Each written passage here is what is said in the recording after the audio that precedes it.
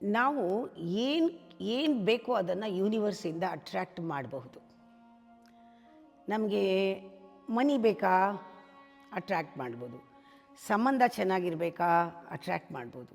ಮನೆ, ಮಠ ಎಲ್ಲ ನಿಮ್ಗೇನು ಬೇಕೋ ಅಟ್ರ್ಯಾಕ್ಟ್ ಮಾಡ್ಬೋದು. ಆದರೆ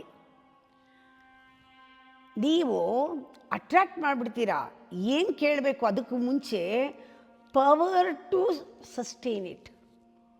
ಅಟ್ರ್ಯಾಕ್ಟ್ ಮಾಡಿದ್ದು ಬಂದ್ಬಿಡುತ್ತೆ, ಅದನ್ನು ಉಳಿಸ್ಕೊಳ್ಳೋಕ್ಕೆ ಯೋಗ್ಯತೆ ಇಲ್ವೇ? ಮೊದಲು ಪವರ್ ಕೇಳಿ. ಪವರ್ ಕೊಡು, ನನಗೆ ಸಸ್ಟೈನ್ ಮಾಡೋಕ್ಕೆ ಎಬಿಲಿಟಿ ಕೊಡು, to gain and keep it. ಪಡ್ಕೊಂಡು ಹಿಡ್ಕೊಳ್ಳೋಕ್ಕೆ, ಅನುಭವಿಸೋಕ್ಕೆ ಕೊಡು. ದುಡ್ಡು ಕೇಳ್ತೀಯ, ಅದು ಅನುಭವಿಸೋಕ್ಕೆ ದೇಹ ಸ್ಥಿತಿ ಕೊಡು. ಅದು ನಮ್ಮ ವಿಸ್ಡಮ್.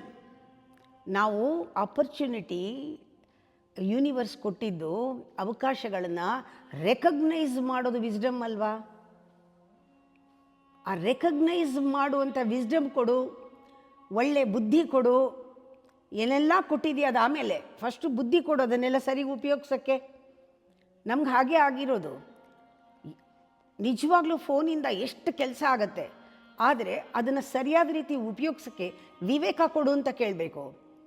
ವಿವೇಕದಿಂದ ಫೋನ್ ಉಪಯೋಗಿಸಿದ್ರೆ ಅದ್ಭುತಗಳನ್ನು ಮಾಡ್ಬೋದು. ವಿವೇಕದಿಂದ ಟೆಕ್ನಾಲಜಿ ಬಳಸಿದವನು ಅದ್ಭುತಗಳನ್ನು ಮಾಡ್ಬೋದು.